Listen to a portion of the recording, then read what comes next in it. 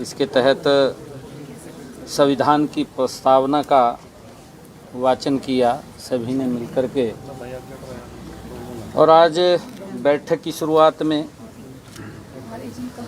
पहले हम सभी ने जो संविधान की वाचना की है और बैठक में सभी उपायुक्त और हमारे एसपी महोदया पुलिस अधीक्षक वो आपसी समन्वय बना करके कार्य करें, उसको लेकर के आज ये ज्वाइंट बैठक बुलाई गई थी। बैठक में कानून व्यवस्था को लेकर के सुरक्षा सहित अन्य विषयों पर गंभीरता से विचार विमर्श हुआ है और हर विषय पर गहराई में जाकर के अधिकारियों को जरूरी दिशा निर्देश भी दिए गए हैं।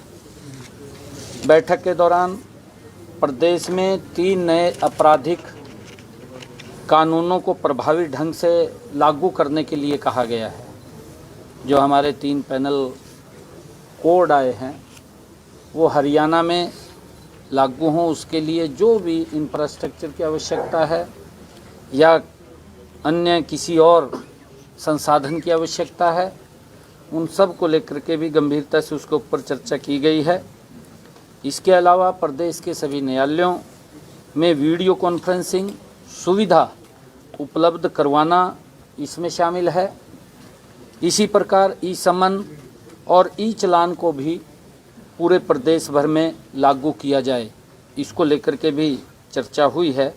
इससे गवाहों को अपना बयान देने के लिए अब कोर्ट में जाने की आवश्यकता नहीं है, क्योंकि वो वीडियो कॉन्फ्रेंसिंग के माध्यम से डीसी ऑफिस, एसडीएम ऑफिस जा कर के कहीं से भी वो गवाही दे सकता है। अब उसको कोर्ट में जाने की आवश्यकता नहीं है। इन तीनों नए आपराधिक कानूनों को पूर्ण रूप से 31 मार्च तक लागू करने का निर्देश भी दिया गया है। हम चाहते हैं कि निर्दोष व्यक्ति को सज़ा ना हो और दोषी बचे ना, उसको कड़ी सज़ा जल्दी से जल्दी मिले और पीड़ित को तारीख पर तारीख से छुटकारा मिले।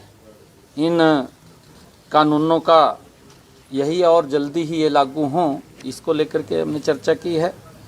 हमने बैठक में नशा मुक्ति को लेकर के भी हरियाणा को नशा मुक्त बनाना और चिन्हित अपराधों को कड़ाई से कार्रवाई करने के लिए अधिकारियों को सख्त निर्देश दिए हैं। चाहे वो गैंगस्टर का विषय है, चाहे वो नशा का है, कोई भी व्यक्ति अगर नशा के अंदर इन्वॉल्वमेंट है और वो नशा फैलाने का काम कर रहा है, ऐसे जो चिन्हित अपराध हैं उनको चिन्हित करके उनको कड़ी कार्रवाई उनके ऊपर हो, वो भी हमने कहा है। और हमने इसके लिए फ्री हैंड देने का भी आश्वासन दिया है कि इस प्रकार के जो लोग हैं जो इस प्रकार के आपराधिक गतिविधियों में अगर शामिल हैं उनके ऊपर कड़ाई से कार्रवाई हो, उसको लेकर के भी हमने कहा है। हमने बहन बेटियों की सुरक्षा के लिए हमारी सरकार संकल्पबद्ध है और हमने महिलाओं के विरुद्ध होने वाले अपराधों को जिला स्तर की जो कमेटियां गठित की हैं, उन गठित समितियां सही ढंग से निगरानी करें, इसके लिए भी हमने इस बैठक के अंदर आदेश दिए हैं और उचितवार कार्रवाई करें।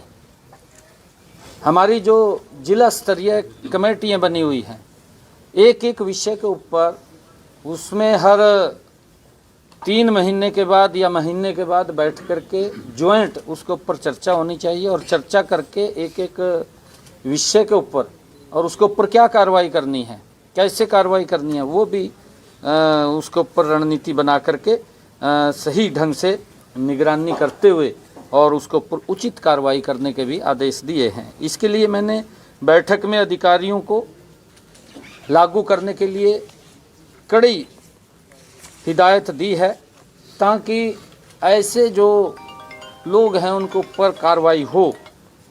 हमने ये भी निर्णय लिया है कि सारा जिला प्रशासन और युवा प्रतिज्ञा दिवस, नशा विरोधी जागरूकता पद यात्राएं। नशे के विरुद्ध चाहे साइक्लोथॉन है या हमारी मैराथन्स हैं, और नशा विरोधी जितने भी कार्यक्रम हैं या पुनर्वास कार्यक्रम हैं, ऐसे सब कार्यक्रमों को गति से चलाएं और यूथ के साथ, आम पब्लिक के साथ जुड़ें, ताकि हमारा युवा इस नशे से दूर हो सके, हम हरियाणा को नशा मुक्त कर सकें, उसके लिए प्रेरित करें। हर जिले में सभी नियमित निगरानी के निर्देश भी दिए गए हैं। जो हमारे नशा मुक्ति केंद्र हैं, उन नशा मुक्ति केंद्रों में कितने लोग जो डिक्शंस के शिकार हैं वो आए हैं, कितने का इलाज हुआ है, इलाज होने के बाद वो घर पे गया है, उसको फॉलो करना, क्या वो दोबारा तो नशे के अंदर नहीं चला गया, उसको लेकर के भी हमने इसके ऊपर निगरानी के अधिकारियों को सख्त आदेश दिए हैं। हमने मैनुअल जो स्कैवेंजर्स के रूप में रोजगार का जो निषेध और उनका पुनर्वास अधिनियम के तहत जिला और उपमंडल स्तर पर सतर्कता हमारी समिति है, उसकी बैठकें आयोजित करने के लिए भी हमने निर्देश दिए हैं, ताकि उन बैठकों को नियमित रूप से करें और उसमें वो चर्चा करें। हमने ये भी कहा है कि बड़े हादसों को देखते हुए जिला जो हमारे सड़क सुरक्षा समिति है उसकी भी नियमित बैठकें हों। सुरक्षित वाहन पॉलिसी की निगरानी, हिट एंड रन मामलों की कड़ाई से निपटने के भी निर्देश दिए हैं। एक्सीडेंट्स होते हैं कि एक्सीडेंट्स कम हो, ज़्यादा एक्सीडेंट्स ना हो, कहीं अगर कोई ब्लैक स्पॉट्स है उसको चिन्हित करें और वहाँ पर हमने क्या कार्रवाई करनी है उसके बारे में भी उसको ध्यान करके हमने निर्देशित किया है कि उसके बारे में भी ध्यान करें।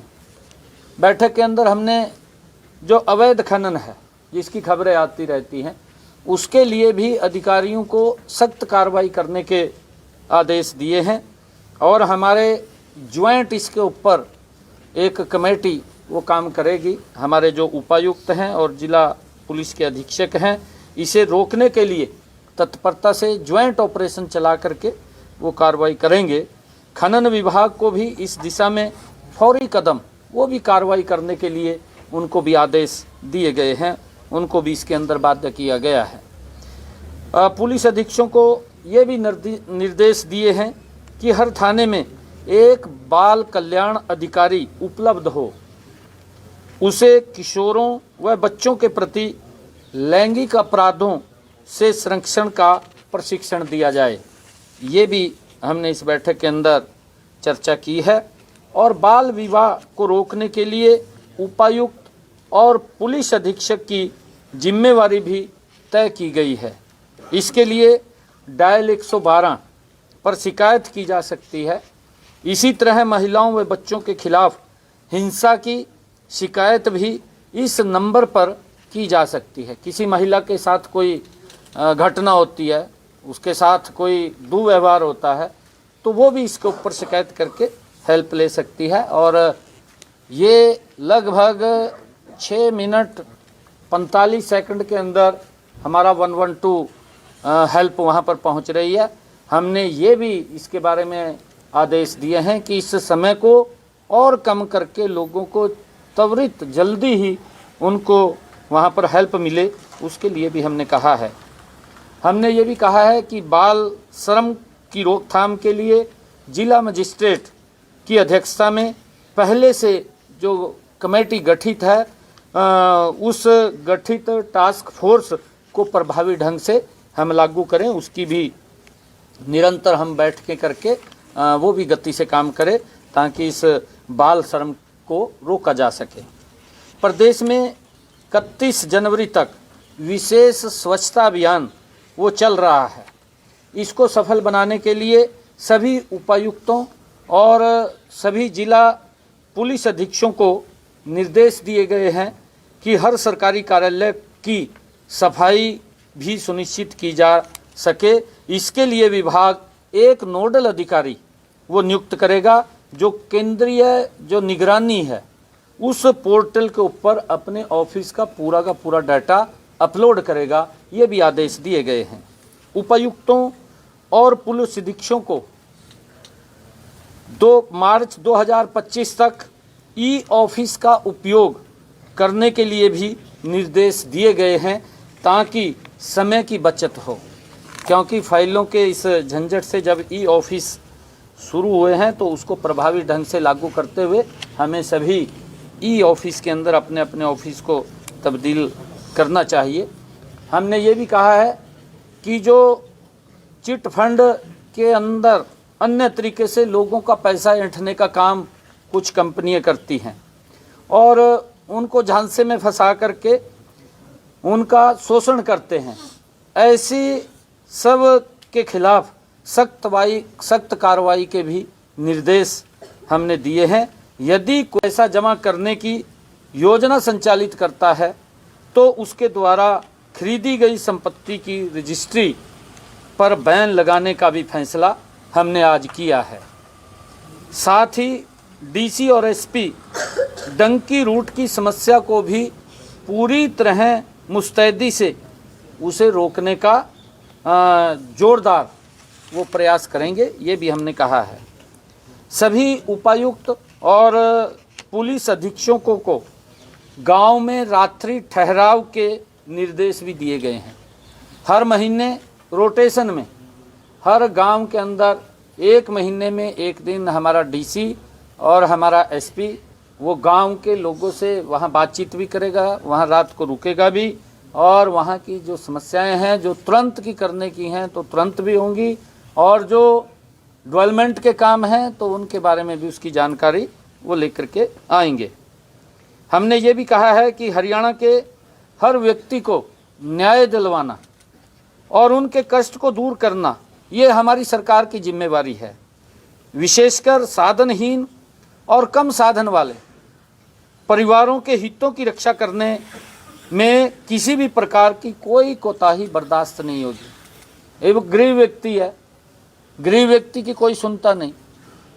हमारी सरकार का ये संकल्प है कि किसी भी गरीब व्यक्ति के ऊपर अगर अन्याय होता है तो उसको न्याय दिलवाना ये हमारी सरकार की प्राथमिकता है। ये भी हमने अधिकारियों को निर्देश दिए हैं कि उनको न्याय मिलना चाहिए, ये सुनिश्चित करना हमारी जिम्मेवारी है। और गांव में जो लंबित विकास कार्य हैं उनको चिन्हित करना, भी कौन कौन से कार्य हैं जो लंबे समय से गांव के लोग मांग कर रहे हैं और वो रुके हुए हैं, उन कार्यों को गति प्रदान करना, ये भी हमारा आज हमने दिशा निर्देश दिए हैं। और मुझे पूर्ण विश्वास है क्योंकि जो ये ज्वाइंट हमारी उपायुक्तों और पुलिस अधीक्षकों की जो बैठक हुई है इसके अंदर बहुत कई बिंदुओं के ऊपर, एजेंडे के ऊपर हमने चर्चा की है और उसका लाभ प्रदेश के लोगों को मिलेगा।